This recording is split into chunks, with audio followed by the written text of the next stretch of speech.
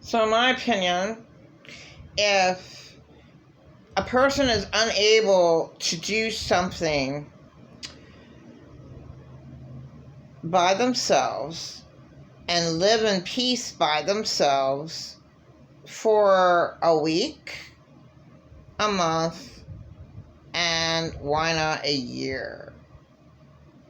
If you can't live in peace, and then there's something wrong with you. And there's so many people, like I know two narcissists, who lie, who say they miss me and they're worrywarts. Well, I miss you so much and I'm worried so much about you. They're not worried about me. They're worried about not hating themselves. So to worry about another person is called a great distraction. To worry about another person, that takes their thoughts off of themselves to be distracted onto you, to put down you, to say, well, what are you doing? I know that you were homeless. Are you getting any help? Can I try to help you? Little dear. Oh, the witch from the Wicked Witch.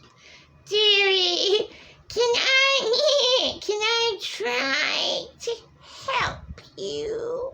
I just want to help you. You don't want that. So they might pretend to be nice for one day.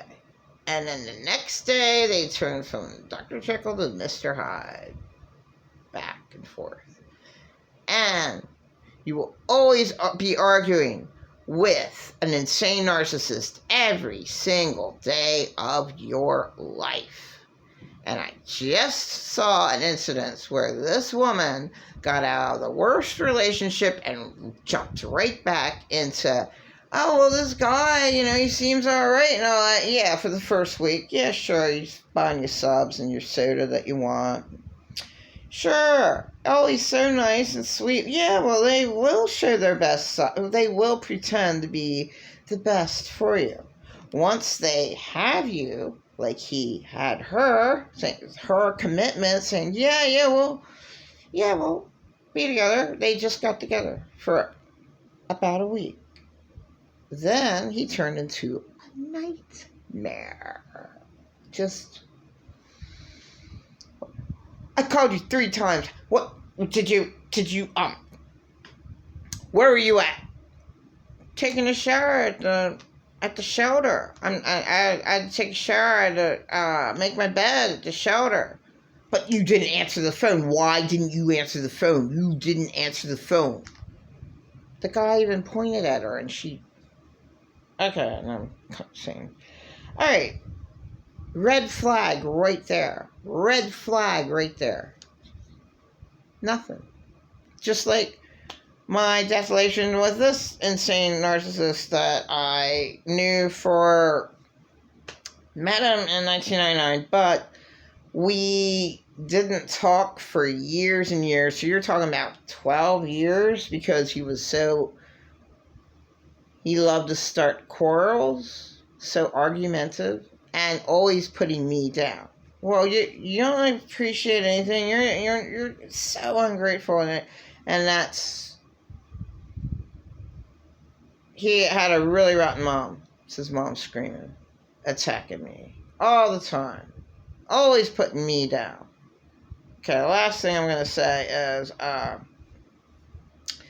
there was a woman, and he keeps on saying, so what? One of my caretakers always said, so what? So what?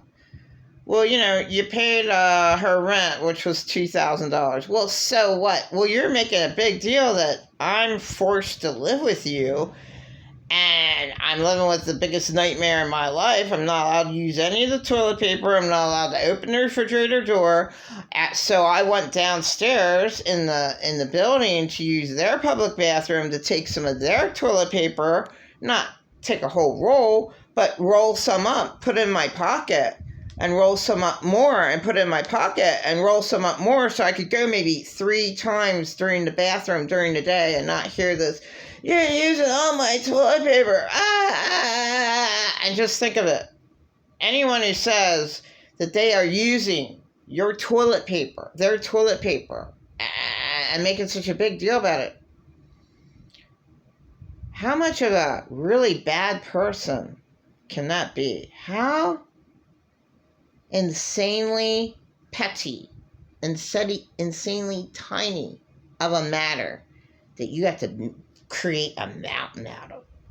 You used all my toilet paper. Oh, I don't know what. Toilet paper.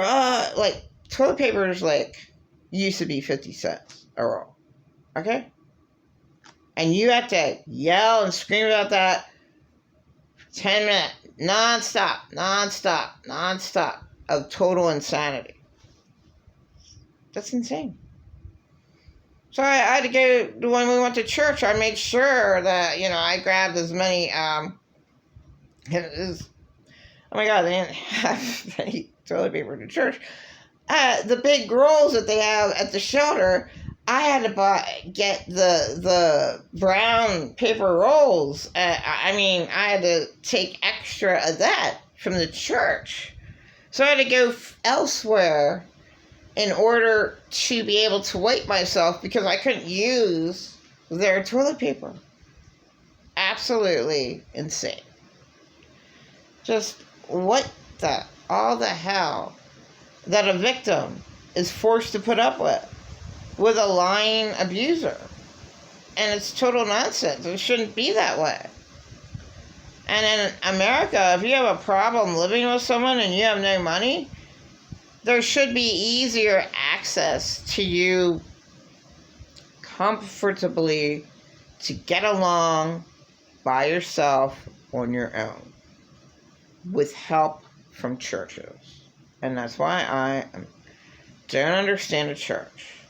It would take a young person possibly 2 months to get on their feet. Okay, a young person. But you have to automatically have a job lined up for them. You have to automatically have their uniform. You have to automatically make sure they have their vitamins and be healthy to do the job. You have to make sure that they have at least a phone. And I really don't like government phones, but if that's all that they can offer, at least give them the government phone. Person comes in the shelter, they only have 60 days. Okay, sign them up for a phone right away. Get them a job right away. Them making sure that you have a job. That's the way a person can be helped. Or make sure that there is low-income housing so the person is able to move out.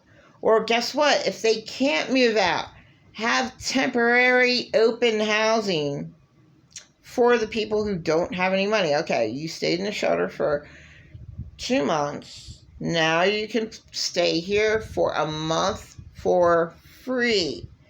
But guess what? Have to share with somebody. Whenever you have to share a room with somebody, that's a big deal. That's a big deal right there.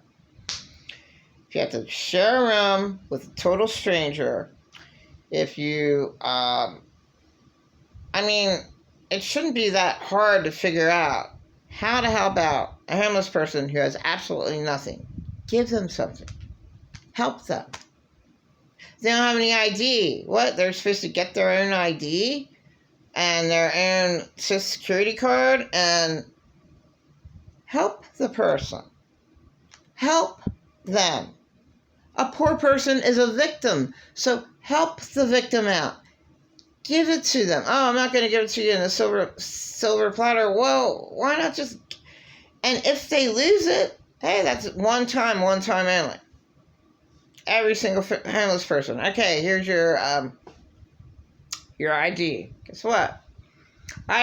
You didn't come here for a decade now. Okay, well, give you a free ID. We'll give you a free Social Security card. We'll give you a free phone. We'll make sure that you get it. We'll make sure. And if you don't have a free phone, then we are asking for donations to give to cheap phones, cheap little track phones, to people who desperately need them. Hey, you don't have any clothes, you don't have to travel on the bus. Just go down in our basement. But you're only allowed to have 2 outfits, and it depends on the clothing. We have to see what you get, but you're allowed to go through the whole store and only allow such and such. It should not be that hard to figure out to help. I didn't get anything. I got Christmas presents. I didn't get anything. So, I just don't understand this world.